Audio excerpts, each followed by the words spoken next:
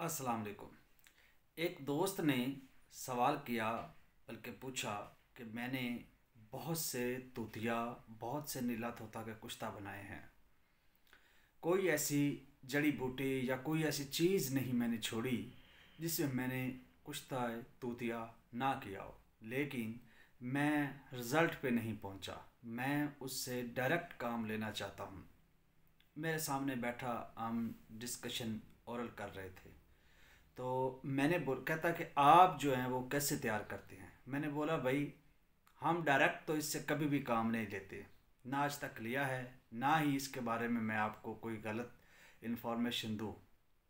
कहता फिर मैंने कहा हम इससे तैयार करते हैं छोड़, यानी हम कुछ तूतिया बनाते हैं, उससे तैयार करते हैं छोड़, गोर बसम जो भी बोल लें, और उस छोड़ से आगे हम चीज़ों को जारी करते हैं।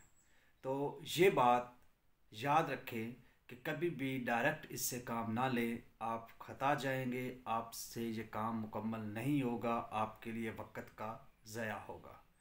तो हमेशा इससे छोड़ तैयार करें, उस छोड़ से चीज़ों को जारी करें, वो जारी करता चीज़ों को आप आगे काम उनसे लें। ये एक प्रॉपर ट्रैक है जो आपके लिए बहुत अच्छा रहेगा। शुक्रिया।